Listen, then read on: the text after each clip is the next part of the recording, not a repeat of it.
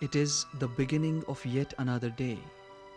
The sun peeps through the rusty rooftops of downtown city. Fresh dawn brings the message of endurance. Antiquity of city reminds of indomitable strength. Old structures stand the test of human history. Time breaks the cycle of monotony. Life inhales hopes again. People freak out for their livelihood. Survival reigns supreme. Different faces reveal only one story: desire to live.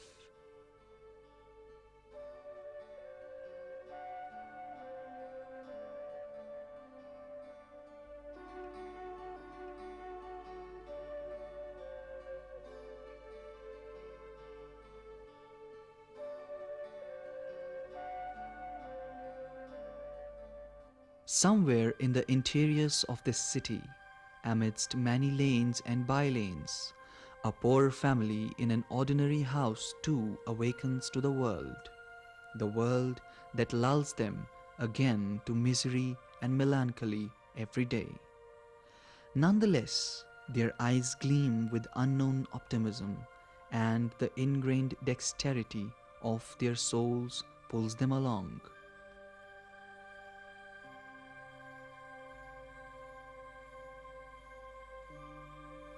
Life weaves its mosaic of panorama. Their skilled but bruised hands keep interlacing dreams and drudgery, wishes and woes. The only source of their livelihood is their ordeal too. They live and die, they earn and suffer, and the cycle goes on.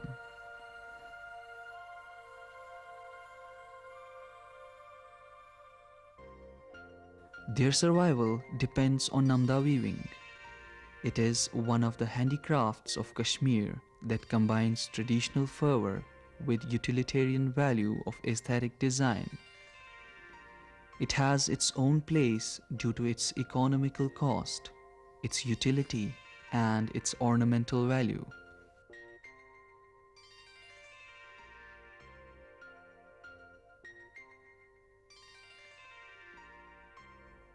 Namdha handicraft is allied to the carpet weaving industry of Kashmir. It is believed to have originated during 11th century when Kashmir was under the Mughal rule. Supposedly, the felting of Namdha is the brainchild of an Easterner, Nubi, after whom it drew its name Namdha. Namdha makers then were mainly concentrated in Yarkand, and it is held that the people of Yarkand used to make Namdha by a secret process. Kashmiri Namdha is handmade felt or rug that makes excellent and slightly inexpensive flooring for winter. The cozy and colorful artistic piece is a living proof of creative imagination attributed to the Kashmiris. And of course, the result of strenuous efforts and tedious processes involved.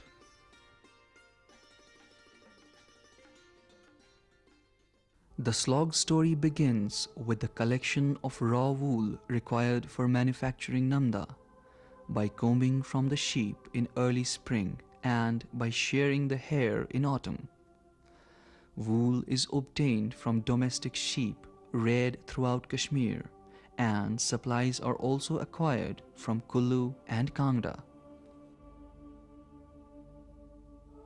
Wool is later on sorted by removing thorns.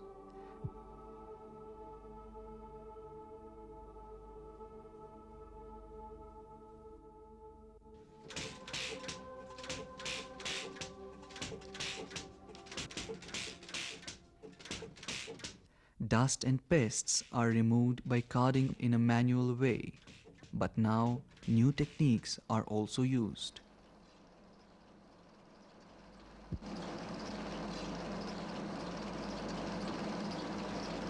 The rug is made of pressed wool, or wool and cotton felted in definite proportions, 33 is to 67, 40 is to 60, 50 is to 50, or 100% wool.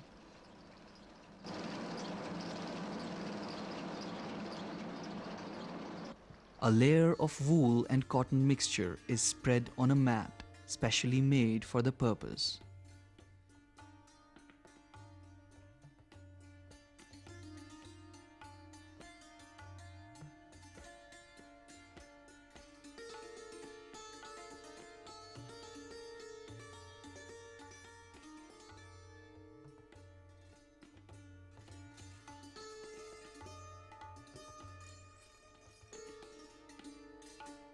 Then solution of soap water is sprinkled.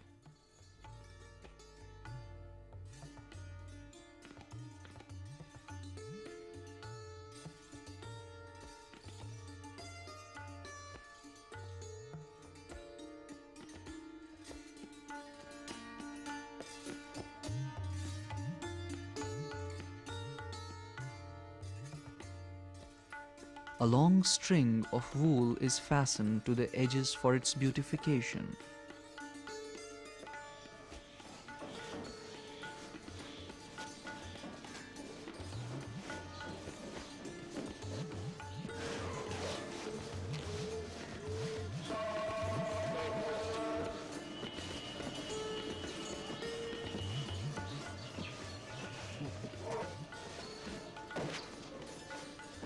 The mat is tied with the rope and rolled cylindrically.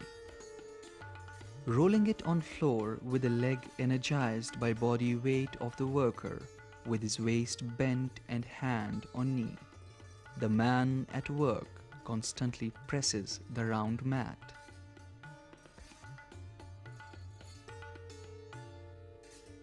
The vigorous work of the laborers is virtually put out on the rug.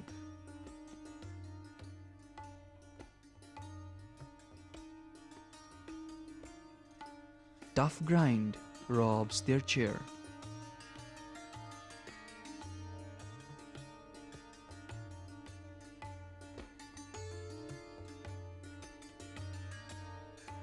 The rug is washed with soap again and mended by arms.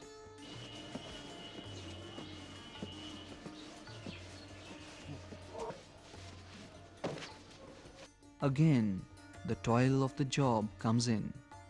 Hard work takes the foremost place in every process involved.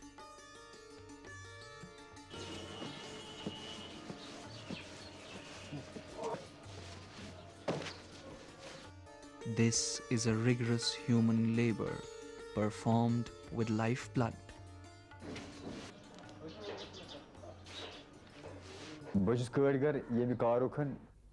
I have been associated with this craft for the last 30 years. However, I don't get due returns. We work very hard for this. It is a very tough job. Our hands get wounded, but returns are very little. Though rupees 200 for a day is a mega sum, but we don't get even this much. Despite our immense efforts and the sweat and blood we put in, we are not paid to our expectation. It affects our health badly. Mostly our chest gets involved due to dust. It is only dealers and traders who are benefited. We are only exploited every time. New generation is not interested at all in learning this skill. With the result, this trade is vanishing very fast day by day. Namdha suits the weather of Kashmir. There was a huge market for it in the European countries, but gradually this trade is on the decline.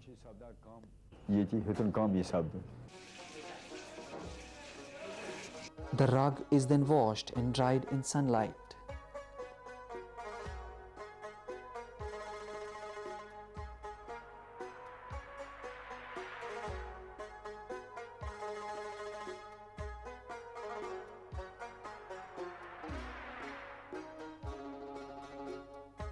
The dried rugs are later dyed.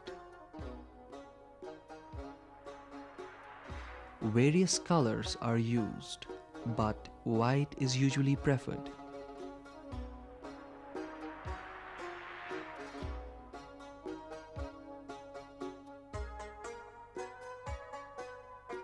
After coloring, yet another aesthetic process sets in. It is embroidery. For this purpose, the rug is initially traced according to the desired design. The development of new and improved designs is a creative and artistic work.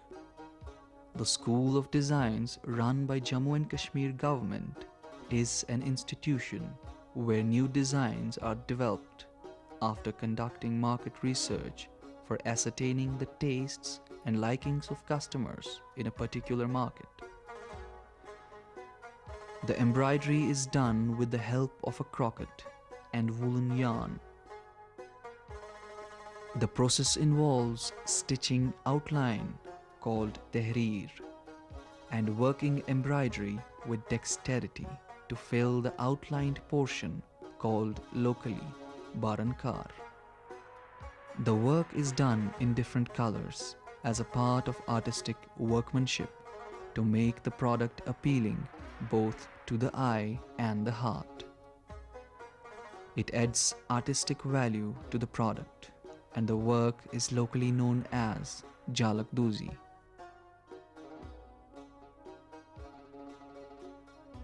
Namdha embroidery is mostly confined to women folk due to the fact that the housewives do the job in their spare time when they are free from household chores.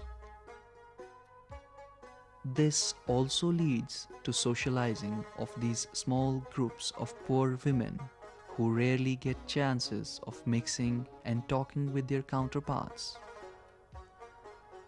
The trend has been encouraged by the Handicrafts Department and some non-governmental organizations in the state.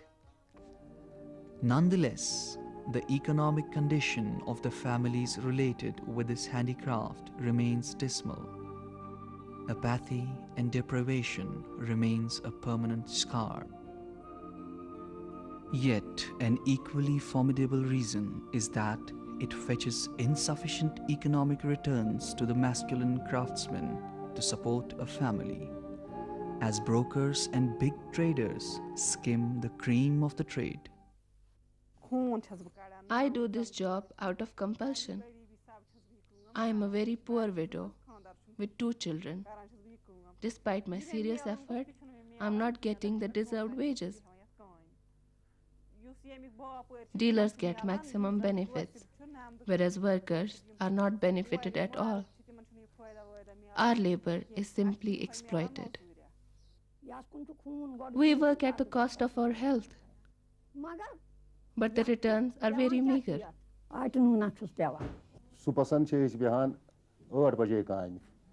We work right from early morning till late at night.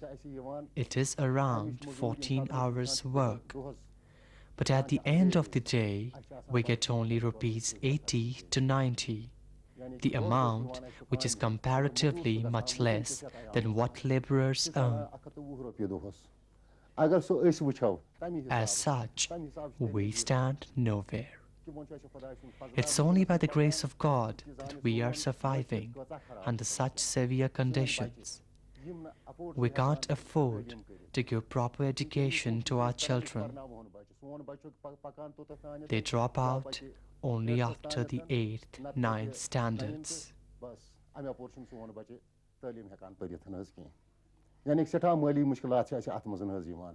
We suffer starvation at times, although Namdha has a tremendous export value and yields handsome foreign exchange.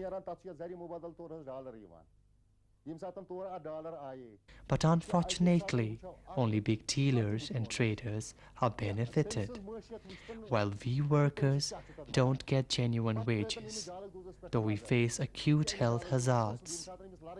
Eyesight is affected badly, and hands get bruised. I have been doing this work for the last 7 years. It is a very tough job. Our nails get vanished and eyesight is badly affected. We work 12 hours a day, almost from dawn to dusk. But since we can't do any other work, so we accept whatever we get.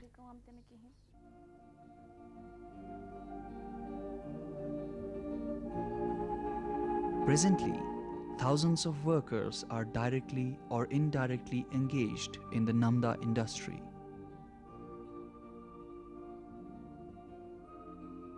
The bruised hands continue to lend the smell of their sweat and blood to this art. It is a tough toil of marvelous hands. The hands that are brutally marauded in the process. But they have no happy returns.